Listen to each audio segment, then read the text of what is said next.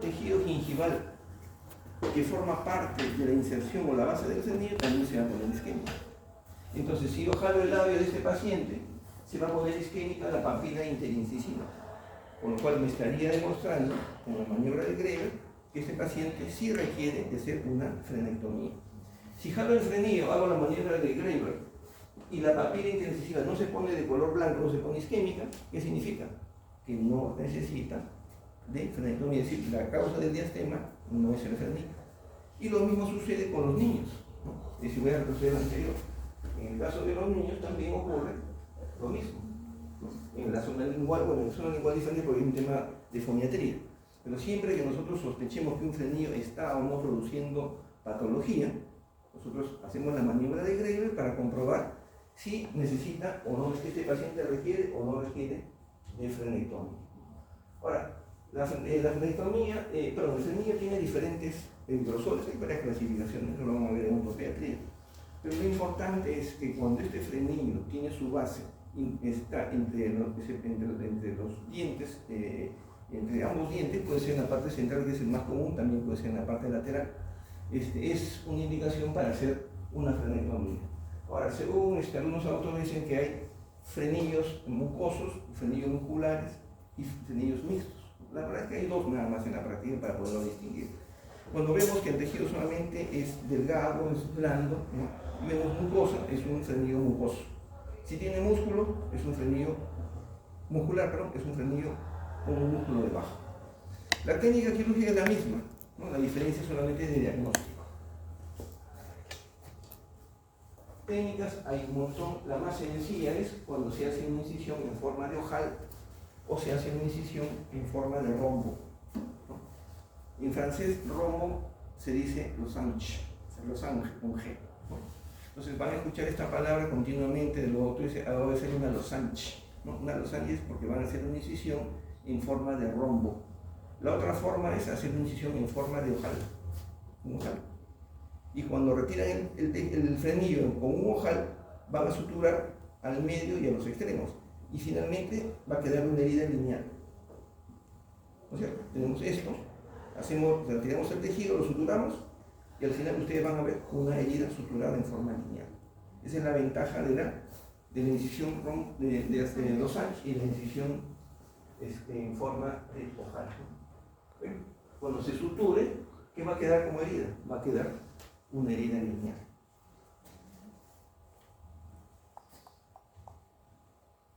¿Por qué una herida lineal?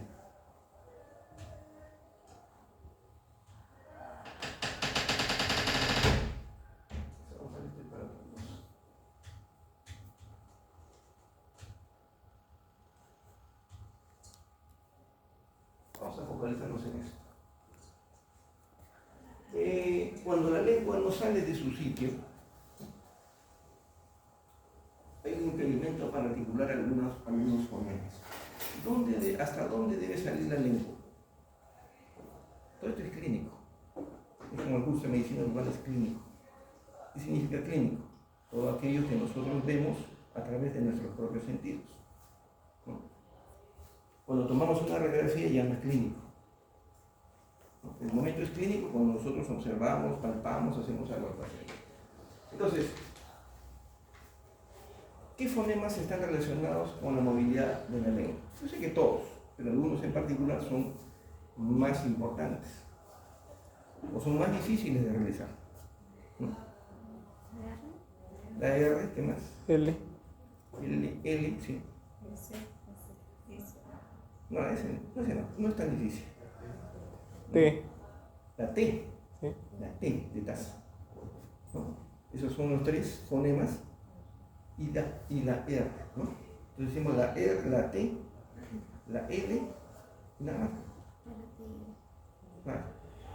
Pero hay otros fonemas que tienen que ver con la posición de la lengua. Por ejemplo, el sonido K. Es decir, casa. Piensen en su lengua, casa. Igual que cuando dicen R. Cuando dice casa, la punta de la lengua se queda en el piso de boca y el cuerpo de la lengua se levanta. Casa. O sacan la lengua cuando dicen K. No. Y si el niño tiene dificultad para levantar la lengua, ya no va a decir casa, va a decir taza. Y eso es un indicador clínico para que el paciente, el niño, reciba algún tipo de tratamiento. No digo que la mayor parte de pacientes que tienen problemas de articulación de fonemas, ¿no? O sea, dislalia se llama eso, ¿no? Dislalia es la dificultad para articular algunos fonemas, no se debe al frenillo, ¿no? Se debe a que la lengua es un órgano que está compuesto de una infinidad de músculos. Y estos músculos, al no estar trabajando correctamente, no le permiten al niño o al adulto articular estos fonemas. Por ejemplo, la cara que se está durmiendo ahorita, estoy fascinando, ¿no? La cara que recibe un paciente, y el paciente le dice: doctora, le he traído a mi hijo de 12 años porque no pronuncia el fonema R, dice R. No dice casa, dice taza. Ya el médico, su pediatra, me ha dicho de que tiene que usted que operarlo al paciente, ¿no es cierto? ¿Qué le dices al paciente en la cara? ¿Que cuando termine la cirugía de frenillo va a salir hablando como siempre? ¿Qué va a pasar? ¿Qué tiene que advertirle al paciente, al papá?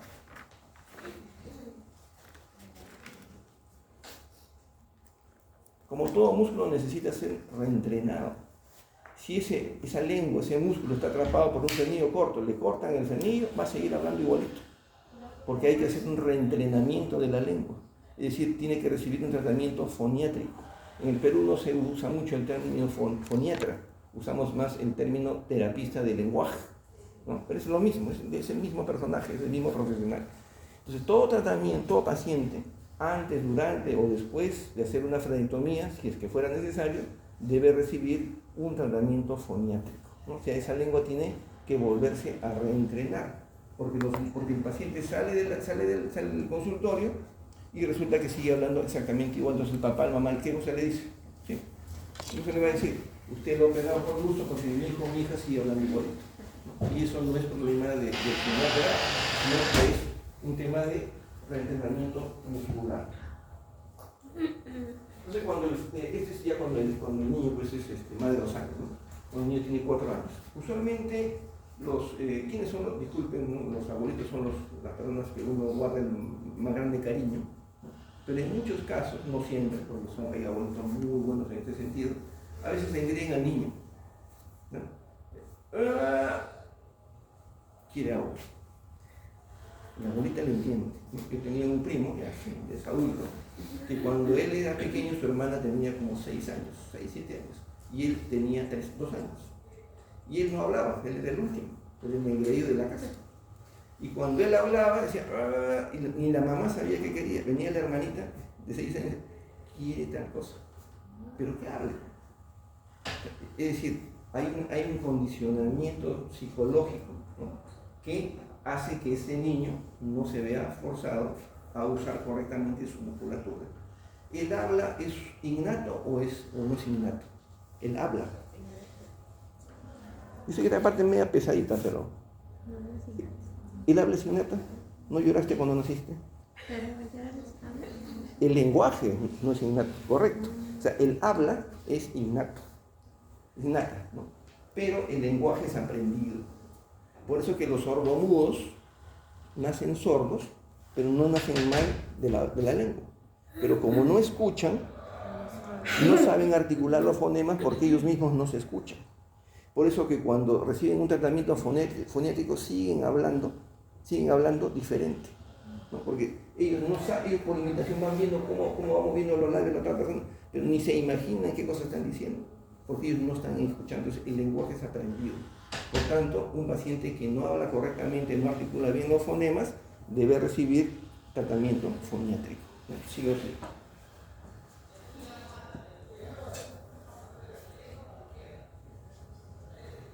Para el frenillo igual, la técnica también es la misma. Pueden ser un triángulo, pueden ser una losange, pero siempre la incisión es superficial. Vamos a ver los casos clínicos, no se preocupen. Estamos viendo la parte teórica en sí, ¿no? Y una vez que hemos hecho, pero para hacer corte del frenillo todo tiene que ser a nivel de la mucosa. Tenemos que tener claro cuáles son los planos topográficos en el piso de boca. ¿Cuáles son los planos topográficos en el piso de boca? Cuando cortas, no cortas a ciegas. Sabes que estás cortando algo. y sabes que no debes profundizar el bisturí hasta determinado sitio porque puede producir daño. Entonces, superficialmente, ¿quiénes están? La mucosa y la submucosa, que clínicamente no se pueden distinguir tanto. Después viene el plano glandular, donde están las glándulas salivales menores.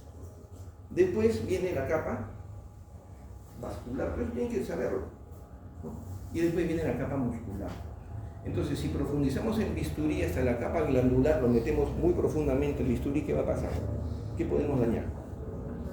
Las glándulas salivales, ¿no? Podemos cortar el conducto de Wharton, por ejemplo, no nos damos cuenta.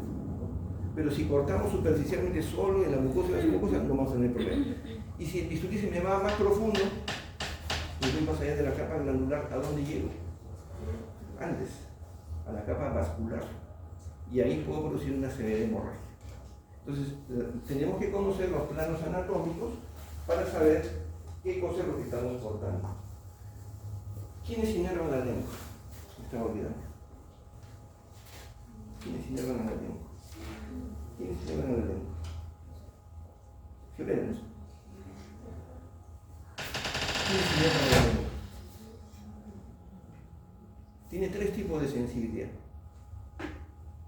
sensitiva, motora, gustativa. No es sensorial, no es gustativa.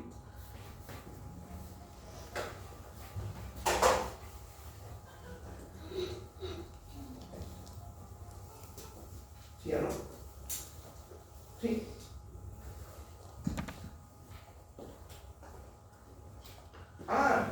No, estamos acá continuando en la misma hora que tenía el doctor Chuna con medicina bucal, voy a trabajar armado. Ya, después yo voy a conversar con eso para no, porque me sería mejor arriba.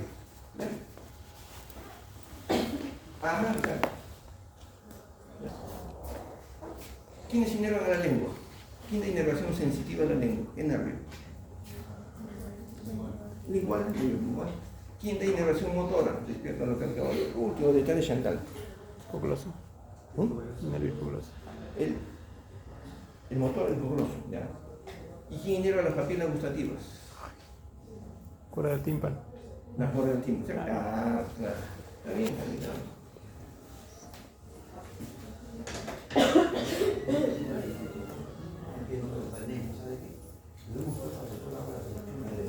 La encía del hígado.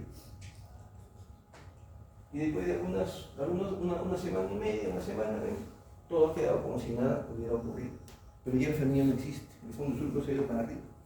Ya no hay riesgo que esa encía se retraiga. Pero la foto es determinante. Ahora, si el paciente va a recibir tratamiento de prótesis, miren, ¿ven el frenillo lateral? Sí. ¿Va a crear problemas o no? Sí. Claro, hay que hacerle primero una frenectomía antes de hacer la corona. Correcto. Siempre que haya un frenillo adyacente a una rehabilitación fija, sea sobre implante, sea un diente natural, sí o sí hay que hacer la frenectomía. Porque si no, que se va a producir una retracción funcional.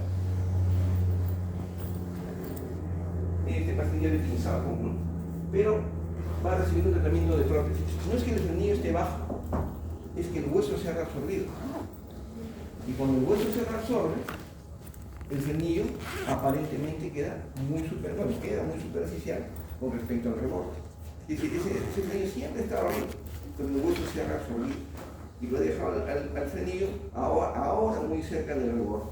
Este es un problema para una PPR, para una prótesis parcial removible. Pinzamos, ven que el hueso tiene una capa de músculo. Cortamos por abajo y cortamos por arriba, formamos un rombo, en este caso, y extirpamos el frenillo. Una vez que se extirpa el frenillo, solamente se sutura en ambos lados, puntos simples, y vamos cerrando la herida poco a poco. Trabajo terminado. Abajo no se puede porque el tejido es un poco elástico. Este es el caso que hemos visto hace un rato. También va a recibir tratamiento de cirugía transprótesis. ¿Para qué? Para que el frenillo desaparezca y no dificulte la colocación de una PPA. En este caso, una prótesis sobre implantes. Acá mismo. ven el frenillo que está cerca del espacio de tuyo. Ahora nos molesta. Vamos a ver un tiempo después. Que la cuestión no está al final. Y STEM.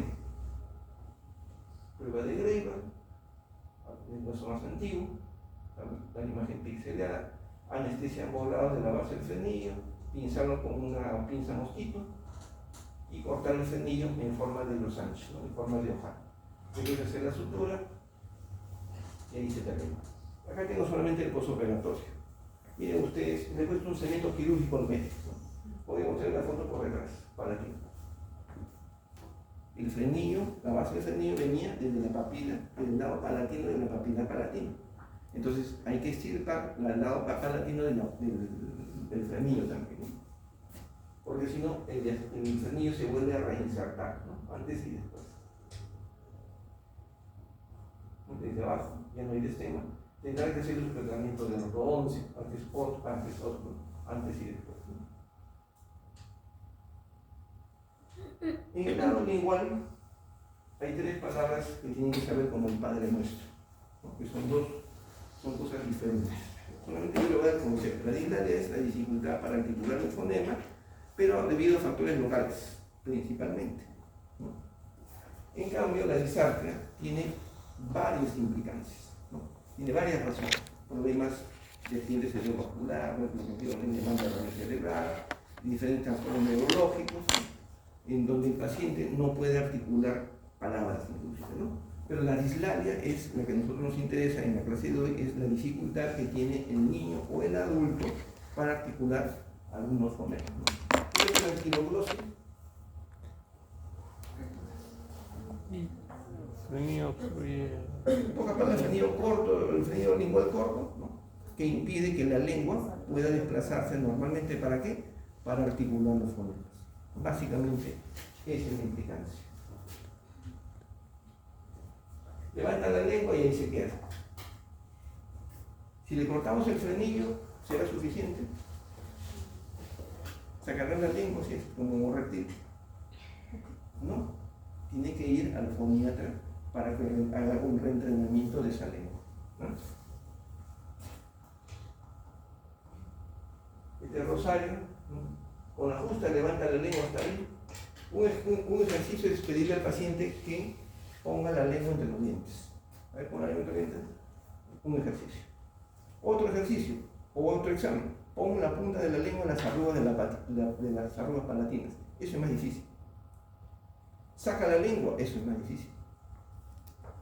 ¿No es cierto? O sea, no es solamente que voy a palpar, no. ¿Puede ser prueba de Greiber? No, eso no es lo único. Lo primero que se hace es pedir al paciente, a ver, pon la lengua entre los dientes, pon la lengua en el paladar, saca la lengua. Son 3 grados de dificultad distintos que el paciente tiene que responder.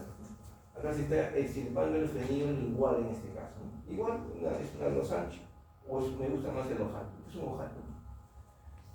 El sangrado es mínimo. ¿Por qué? Porque la incisión solamente extirpa la mucosa y la submucosa, nada más. Si ustedes meten el bisturí más adentro, ahí vienen los problemas de sangrado, porque podemos rasgar la vena o la arteria, igual que esa sangra más o menos. Se puede cohibir, pero ya es un problema. Y viene la sutura. ¿Por qué no le he suturado la parte de abajo? Era flojo, el otro no quería trabajar, se quería ir de su consultorio. ¿Por qué no he suturado la parte anterior de la herida? Dicho sea de paso, no está sangrando. ¿Qué lo tiene aquí? 8:32. Ahí estamos. ¿Glándula salival? ¿Qué pasa? Claro, si suturamos, puedo accidentalmente cerrar el conducto de Cuarto. guardo, ¿no? ¿De guardo? ¿Seguro? No, el guardo no está acá. Bueno, el cuarto, pero acá principalmente el rivinus, ¿no? O sea, la glándula sublingual. Esa anatomía. Glándula, conducto de rivinus o Bartolini. De hecho, no es uno, sino son un montón. Bien. El caso de Rodrigo es un caso más extremo. No se le pide que saque la lengua, ni siquiera puede sacar la lengua. Él quiere sacar la lengua, pero no puede sacar la lengua.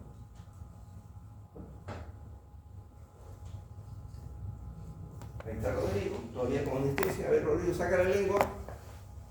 Como reptil, ¿no? La lengua. Pasa la anestesia. La lengua de Rodrigo va a volverse a quedar en el piso de boca. ¿Por qué? Porque la anestesia rompe la memoria muscular temporalmente. Está con anestesia, saca la lengua, hijo, a ver, saca la lengua. Después viene el papá la semana siguiente, mi hijo no saca la lengua, acá está la foto. ¿Lo que pasa? ¿Qué cosa es lo que falta? Terapia. Y la terapia del lenguaje o el foniatra. Porque si no, Rodrigo nunca va a sacar la lengua. Porque no hay impedimento mecánico. O bueno, antes y después. Y esa chiquita con cara de pajarito ya había pasado por 2 cirugías de cráneo anteriormente. El doctor, usted sí la hace. Ya cayó, sí la hago. Perfecto. Me acuerdo, esta es una cosa chiquita como sea. Saca la lengüita, no sacaba la lengua. La lengua la tenía ligeramente hipertónica. ¿Qué significa lengua hipertónica? Hipertónica.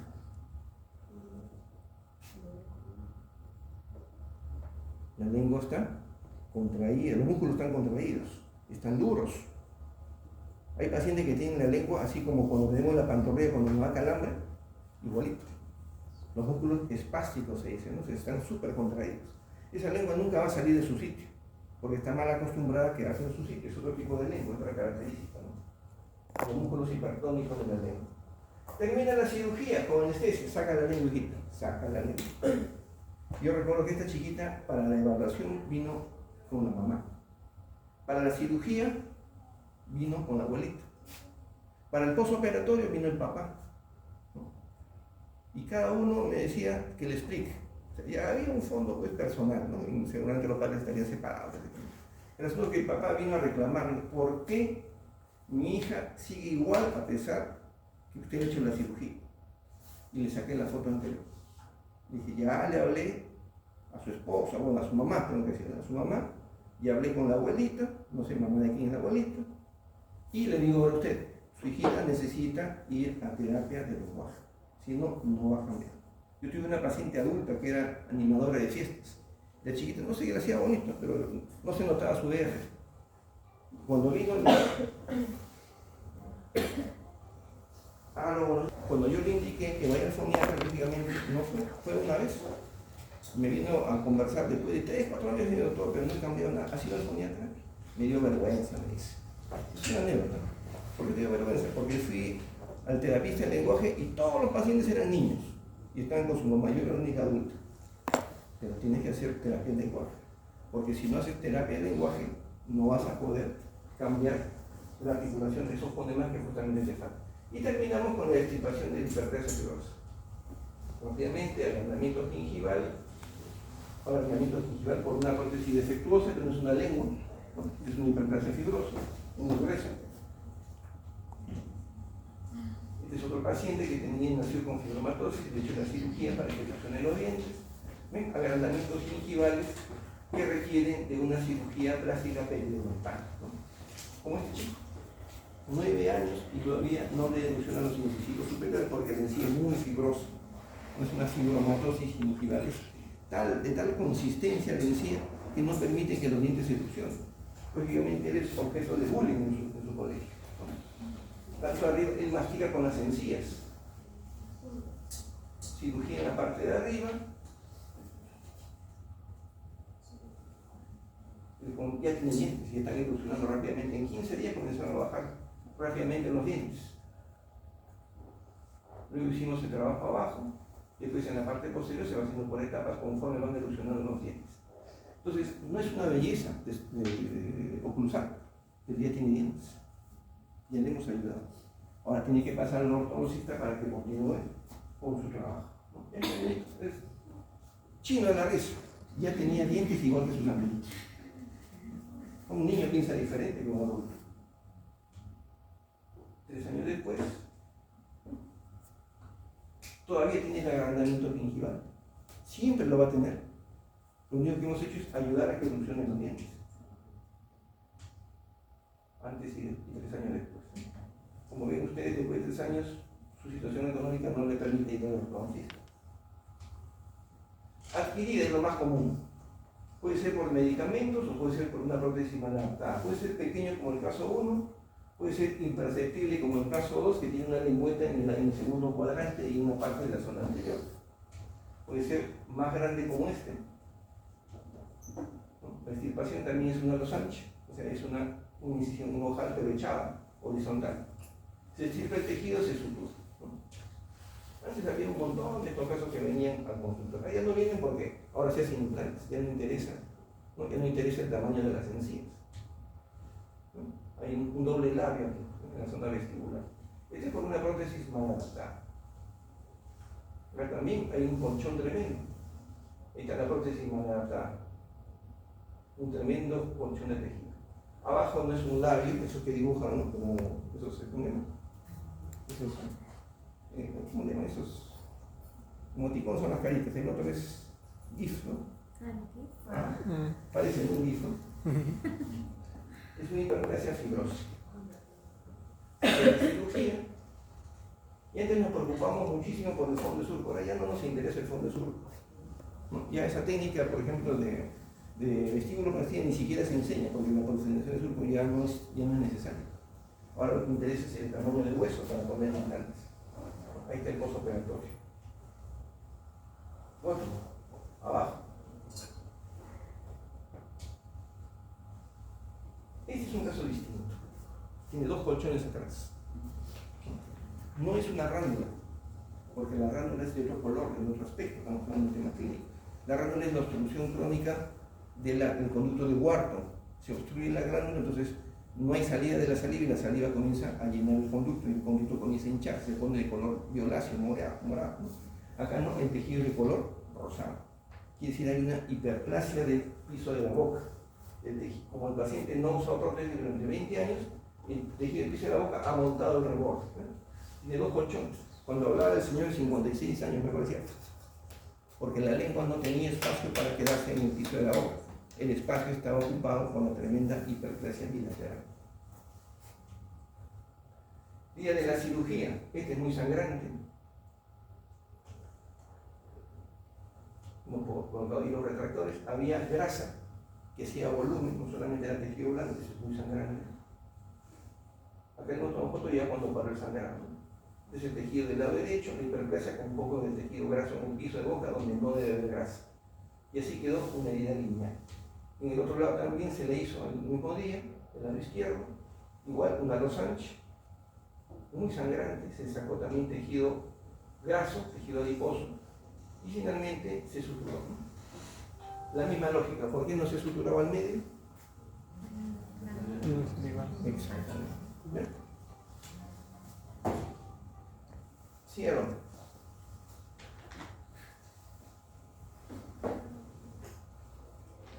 Ya, yo en 10 minutos voy, no te preocupes. Yo ahorita voy. Si no hay problema, yo voy lejos.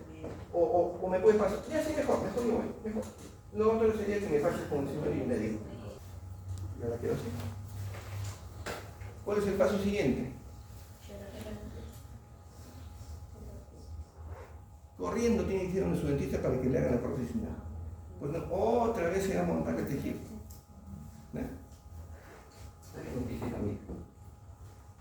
Otro caso también en el lado derecho, otro caso en el lado izquierdo.